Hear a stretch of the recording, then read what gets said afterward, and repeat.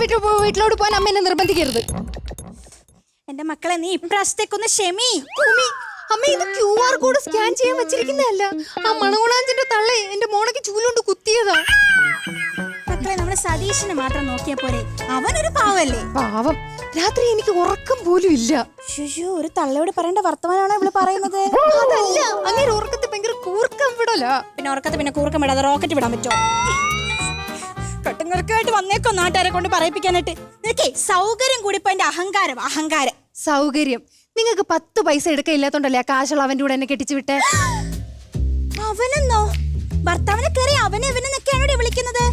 അച്ഛനിത് കേക്കണ്ട കേട്ടോ. ആ കിഴങ്ങനെ ഇതൊക്കെ കേൾക്കുന്നത് ഭയങ്കര ദേഷ്യമാണ്. അമ്മ ഇനി എന്തൊക്കെ പറയാലോ ആ വീട്ടിലോട്ട് ഞാൻ പോത്തില്ല. മക്കളെ, നമ്മൾ ഈ കാര്യങ്ങളൊക്കെ നമ്മൾ പെണ്ണുങ്ങൾ വേണം ഇതൊക്കെ ഒന്ന് ക്ഷമിക്കാനായിട്ട്. നീ എന്നെ തന്നെ നോക്ക്. ആദ്യ രാത്രിയില നിന്റെ അച്ഛന്റെ മുഖം ഞാൻ ആദ്യമായിട്ട് കാണുന്നത്. നിങ്ങൾ അതുവരെ എവിടെ വായി നോക്കിക്കൊണ്ടിരുന്നത്? എനിക്ക് അപ്പോഴാ ഒരു അവസരം കിട്ടിയെന്ന്. ആദ്യമായിട്ട് എന്റെ അടുത്തൊരു പുരുഷൻ ഇരിക്കുക. ആ മുഖം ഒന്ന് കാണാൻ വേണ്ടിട്ട് കത്തിച്ചു വെച്ചിരിക്കുന്ന നിലവിളക്ക് എടുത്ത് ആ മുഖത്തിന്റെ അടുത്തേക്ക് ഞാനൊന്ന് നീട്ടി. എന്നിട്ട് താട് കത്തിയെന്ന് പറഞ്ഞ അങ്ങനെ 4 ദിവസം എന്റെ കൂമ്പനിട്ട് ഇടിച്ചത്. അമ്മേ, ഞാൻ അവിടെ കൾച്ചറൊത്ത് ജീവിക്കാനാ പോയത്. അയ്യോ സതീശന്റെ കൂടെ കെട്ടിച്ചു വിട്ടാ സതീശന്റെ കൂടെ പോണം, അല്ലാതെ കൾച്ചറിന്റെ കൂടെ പോയാൽ ഇങ്ങനെ ഇരിക്കും. എല്ലാത്തിനും കാരണം നിങ്ങളാ. ഒരു പെണ്ണിന് വേണ്ട സാധനം നിങ്ങൾ എനിക്ക് തന്നില്ല. 7 സാരി, 5 ചുരിദാർ, 25 പവന്റെ സ്വർണം. ഇതൊന്നും പോരടി നിനക്ക്? അതല്ല, വിദ്യാഭ്യാസം. വിദ്യാഭ്യാസം നിന്റെ കൂടെ പഠിച്ചാനിതാ 8ാം ക്ലാസ്സിൽ നിന്റെ ക്ലാസ് ടീച്ചർ ആയിട്ട് വരുമ്പോ അഭിമാനം ഓർത്തെങ്കിലും നീ പഠിത്തം നിർത്തും നമ്മ വിചാരിച്ചു. മക്കളെ, പഠിത്തം നിർത്തിയാ കല്യാണം നടത്തി തരാം എന്ന് പറഞ്ഞപ്പോ ഉത്സവപ്പറമ്പിൽ ബൾബ് കത്തുന്ന പോലെ ഒരു വെളിച്ചമാണ് നിന്റെ മുഖത്ത് ഞാൻ കണ്ടത്.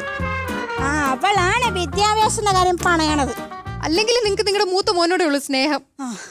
അവനുള്ളോണ്ട് സമയം കഞ്ഞി കുടിച്ച് പോണ്. ശരിയാ, കഞ്ഞി കുടിക്കാൻ സമയമാകുമ്പോ എവിടുന്നേലും 4 പ്ലാവില കുത്തിക്കൊണ്ട് വരും. അത് തന്നെ അവൻ ചെയ്യുന്ന ആകെ സർവീസ്.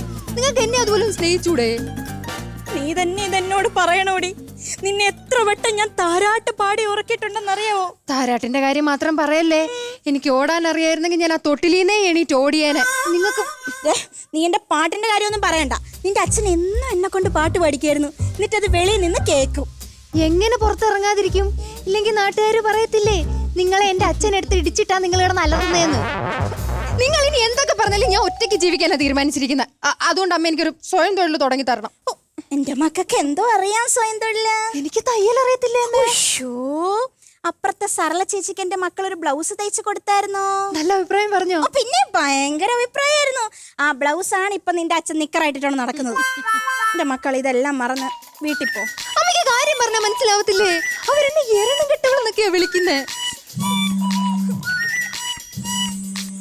സതീശൻ വിളിക്കുന്നത്. പിന്നെ സതീശൻ. ഞാൻ പോത്തില്ലേ? അമ്മ ഞാൻ അങ്ങോട്ട് പോത്തില്ല. ഹലോ,